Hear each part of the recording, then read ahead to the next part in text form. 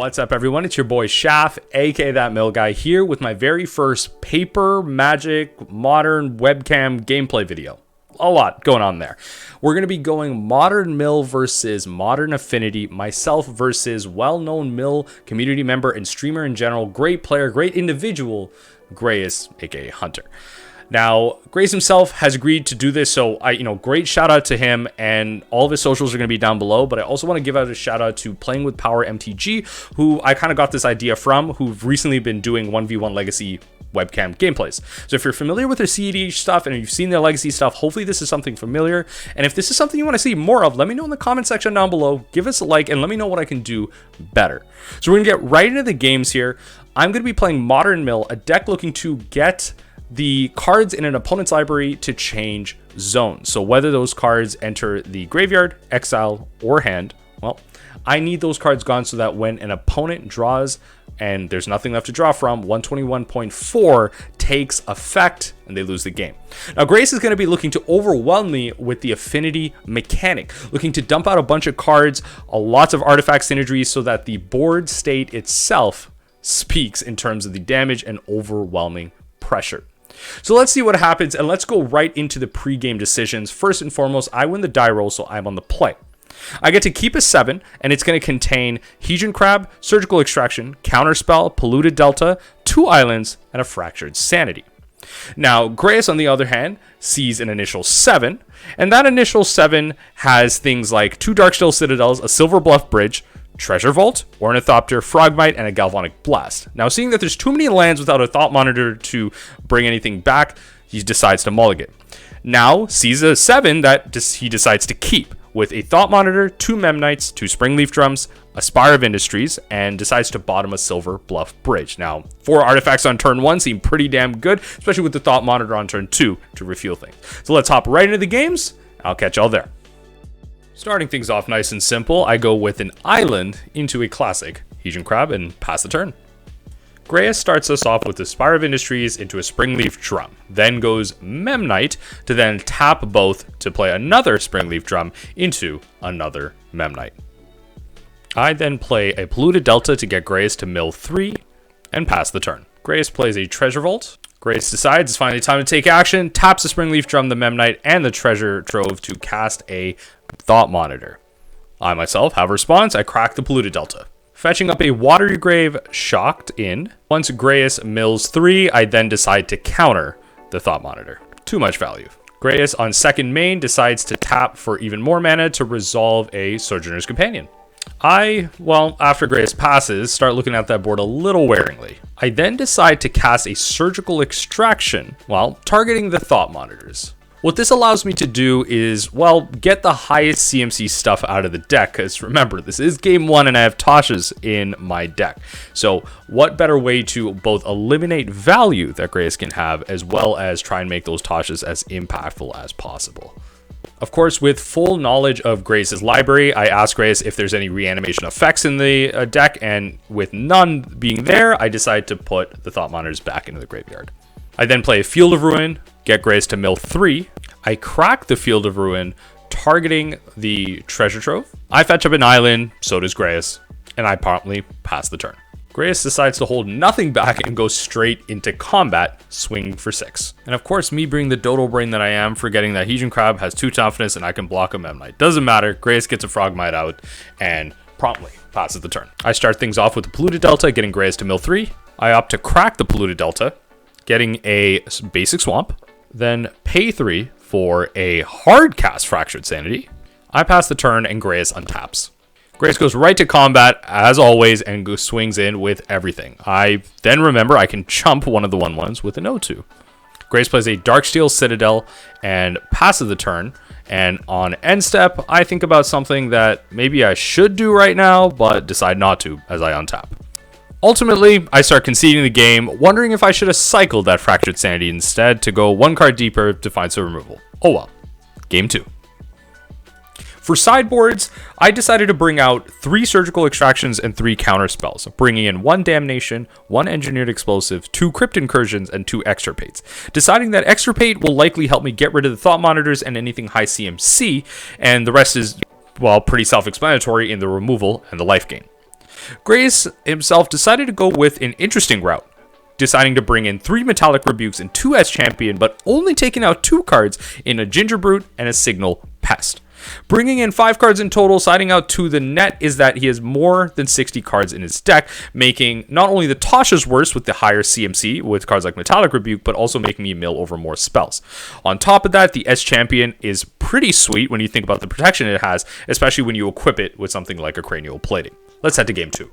Going into game 2, Grace finally decides to reveal Gigantha as his companion, but decides to go on the play. With an opener of 2 Metallic Rebukes, 2 Cranial Platings, an Ornithopter, Sojourner's Companion, and a Mur Enforcer, it's very obvious that without any lands or any way to play anything, this is a mulligan. Looking at the next 7, he sees 2 Darksteel Citadels, an Urza Saga, Treasure Vault, Memnite, Thought Monitor, decides to keep it while bottoming a Metallic Rebuke. Now the lands are colorless, but a turn 2 Saga with that many artifact lands creates a pretty massive construct and a pretty good threat.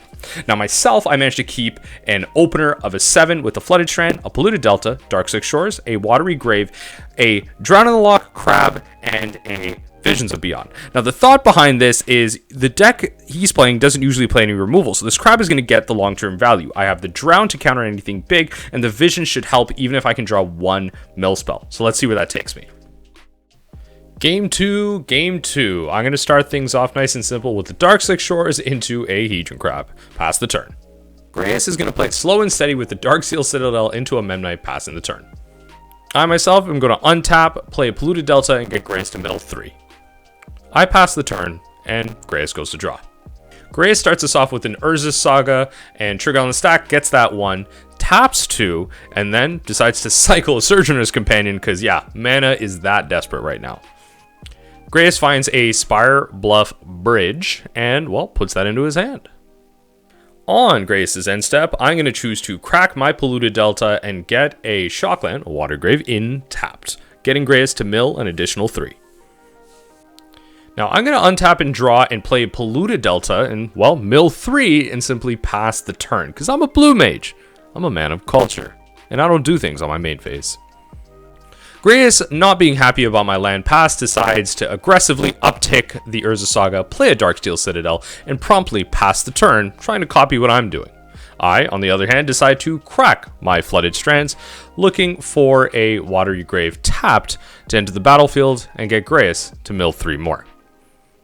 Keeping things simple, I'm going to play a Watery Grave tapped on my turn just to get Grace to mill 3 to start things off. Now Grace is a smart cookie. He sees that I'm not tapping anything out, so decides to create a construct knowing that I probably don't have many answers on my end step. Then goes to untap and draw a card. Seeing that, well, the game is all about aggression, decides to tap immediately, responding to the Urza's trigger onto 3, creating another construct, and then searching his library for an artifact. Grace opts to get a Springleaf Drum, as the only thing missing in his aggressive package right now is really a way to cast Metallic Rebuke or Galvanic Blast. Honestly, I'm kind of worried.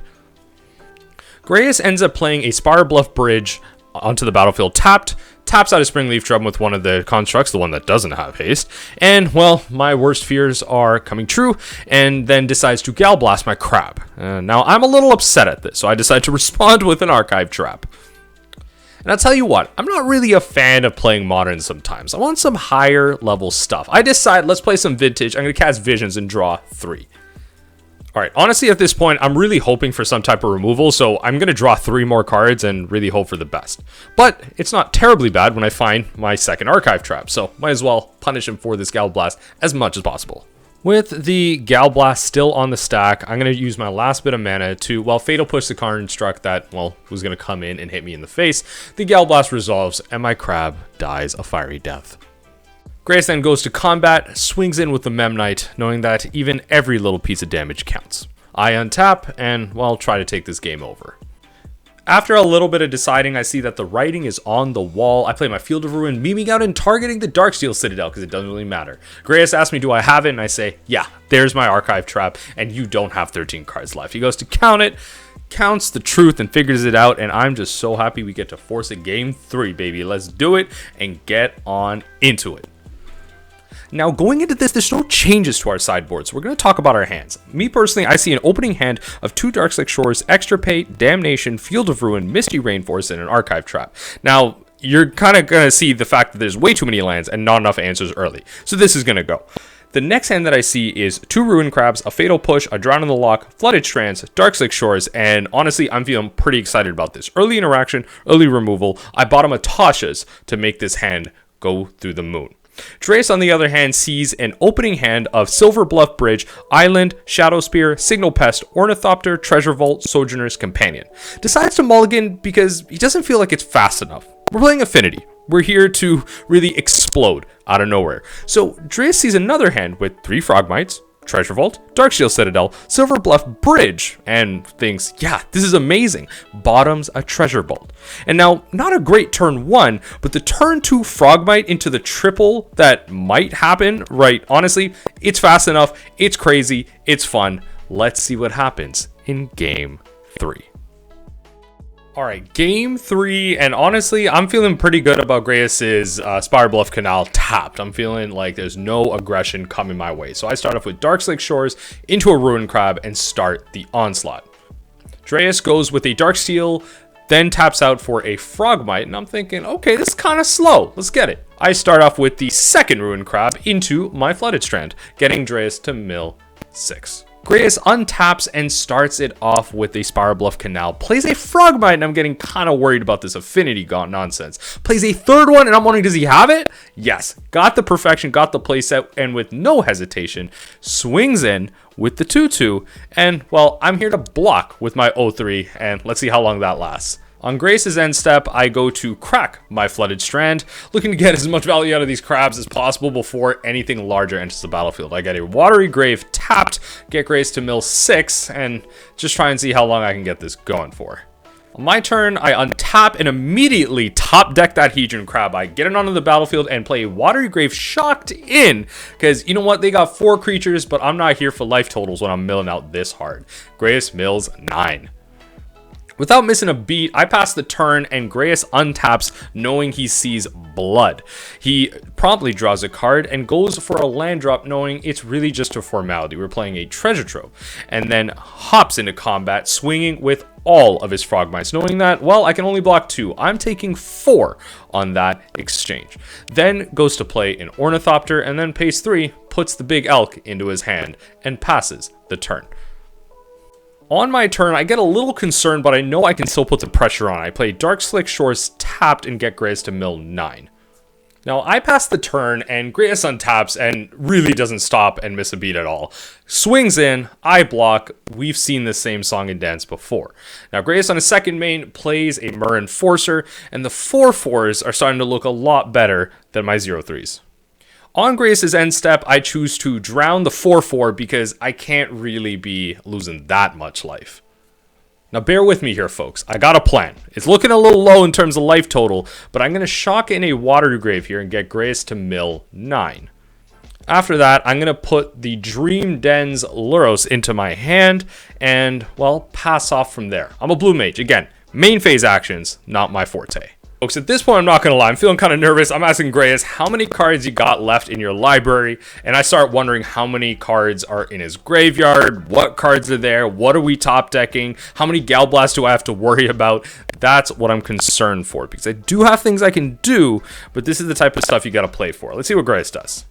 Grace goes to combat without even casting a spell. I decide to chump one of the 2/2s, and I don't know, I think this is a good exchange. I'm worried about any sneaky combat tricks that come in. I block the other 2 and take 2 in total. Grace plays his Darksteel Citadel and then decides to play the Giganta out. And now a 5/5 is looking much more scary than a 4/4 against my, well, 0/3. So I decide to then kill one of the 2/2s just while I lost my Hedron Crab. I might as well get value for this. And I untap and try and win this game. Alright, we're getting a little close here, but we really need to play things slow. I'm going to use 3 mana here, and I'm just going to cast Luros to keep things simple. We're not going to cast another crab, because we need Luros here as a blocker. We need 1 more turn. Let's hope the top deck's going to work. We play our Field of Ruin, get Grace to mill 6, and pass away. Alright, Grace untaps and has about 14 cards left in his library. Thankfully, I've actually milled over all of the Galvanic Blasts. So now it's really just about anything I might be unaware of. Grace top decks with no cards in hand and, well, starts to look to combat. Grayus goes right into it, swings all. Now, I block 2 of the frog mites, and I realize, well, Luros needs to be here to gain some life, so I'm going to chump it. I'm going to block the elk and take my lifelink where I can. But alas, we must worry not, for Mill prevails. I gotta give a big shout out to Grayus for going out in his own way. Decides to Thought Monitor because he says, do I lose on your turn? On my turn. I'm gonna go out my way. Cast Thought Monitor, asked me if I have any response, and I said, Grayus, I might as well. So I cracked the field, target the Darksteel Citadel as always, and well, mill out Grayus, Mill takes the victory, and Affinity gets sent to the junkyard. Yo, can I be honest with all of y'all? This video took so goddamn long to edit, and if y'all don't want to see this, I'm fine with it. But if you want to see more Paper Modern gameplay, if you want to see more Paper Modern Mill gameplay on this channel, then I need you to let me know what I did wrong, let me know what I did right. I need you to hit the like button, I need you to share, I need you to do all this good stuff, because I really need to make sure this stuff is worth it here. I have a burn gameplay lined up, so Mill versus burn with Grayus, and if you wanted to see that, I really need to hear it down below. Okay, again, way too long to justify if y'all just kind of half feeling it. Anyway, happy to, kind of put Affinity on the backtrack here with a little bit of Modern Mill action. Let me know what you thought of the gameplay. Of course, there were some misplays, there's some great plays. Let me know if you had any questions. But other than that, remember that even the impossible is possible. And as we ponder that thought, I hope you'll join me next time as we take a glimpse into the unthinkable.